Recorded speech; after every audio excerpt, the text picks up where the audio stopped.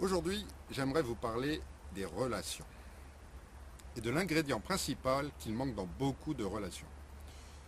Souvent, les gens viennent me voir en me disant « ça ne va pas dans mon couple, qu'est-ce que je peux faire pour l'améliorer ?» Et lorsqu'ils me racontent leur histoire, en fait, je m'aperçois qu'ils sont dans une relation dépendante à l'autre. C'est-à-dire qu'ils attendent quelque chose de l'autre. Ils sont dans une relation exactement comme un patron et un employé. Un patron attend que vous fassiez du travail pour lui, pour la société, et vous, en échange, vous attendez d'être payé. Mais ce genre de relation, souvent, ça va au conflit, parce que ce que vous attendez de l'autre n'est pas forcément ce que l'autre attend de vous. Alors, vous pouvez être dépendant pour plein de raisons. Ça peut être parce que vous voulez de l'autre de l'argent, de la protection, du sexe, de l'autorité. Il y a plein de raisons d'être dépendant de l'autre. Mais souvent, ce sont sources de conflits. Alors que les relations qui marchent ont un ingrédient principal, le plus important, qui fait que ça marche. Et cet ingrédient, c'est la confiance. Il faut savoir donner plutôt que de vouloir recevoir. Et, entre autres, il faut savoir donner sa confiance. Mais n'oubliez pas que la confiance, ça se met longtemps à construire, mais ça peut se détruire en un instant. Pour pouvoir donner sa confiance, il faut 4 ingrédients importants. La première, c'est que la personne doit être mature. Elle doit avoir suffisamment de maturité pour qu'on puisse lui faire confiance. Quelqu'un qui a la mentalité d'un gamin de 10 ans, on ne pourra pas lui faire confiance pour prendre des décisions sérieuses.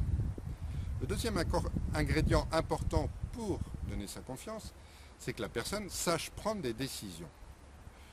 Si quelqu'un est toujours indécis, vous ne pouvez pas lui faire confiance parce que quelqu'un qui est indécis est quelqu'un qui n'avance pas. Vous avez besoin de quelqu'un qui sache prendre des décisions. Qu'elles soient bonnes ou mauvaises, mais l'important c'est de prendre des décisions. Cela permet d'avancer. Le troisième ingrédient nécessaire pour pouvoir donner sa confiance, c'est la cohérence. Si vous ne révélez pas qui vous êtes dans votre globalité et que vous montrez des choses qui ne sont pas cohérentes avec l'image que la personne a de vous, cela va casser la confiance qu'elle peut avoir en vous. Ça m'est arrivé, par exemple, j'étais très amoureux d'une femme que j'ai essayé de courtiser, et je n'avais pas révélé toute ma personnalité dès le départ. Et un jour, je lui ai envoyé un message qui révélait une partie de ma personnalité que je n'avais pas révélée avant. Pour elle, j'ai cassé la confiance qu'elle me donnait parce que elle découvrait une partie de la personnalité qu'elle ne connaissait pas et qui n'était pas forcément cohérent avec l'image qu'elle s'était faite. Et donc, évidemment, notre relation s'est arrêtée là.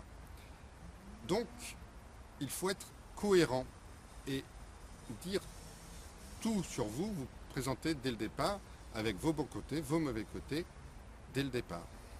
Enfin, le dernier ingrédient qui est important pour pouvoir donner sa confiance, c'est une force. Alors, je ne parle pas de force musculaire, bien sûr, mais de force de caractère. Quelqu'un qui n'est pas fort, qui n'a pas un caractère fort, c'est quelqu'un avec qui on peut avoir des difficultés à donner sa confiance. Quelqu'un qui ne sait pas ce qu'il veut, quelqu'un qui ne sait pas prendre de décision, comme on disait, il n'a pas assez de caractère pour pouvoir donner sa confiance. Donc, pour résumer, pour donner sa confiance, il faut de la maturité, savoir prendre des décisions, être cohérent et avoir une force de caractère. Et n'oubliez pas que la confiance, ça met très longtemps à se mettre en place et peut être cassé en un instant. Alors, pour des meilleures relations, accordez votre confiance plutôt que d'attendre quelque chose de l'autre.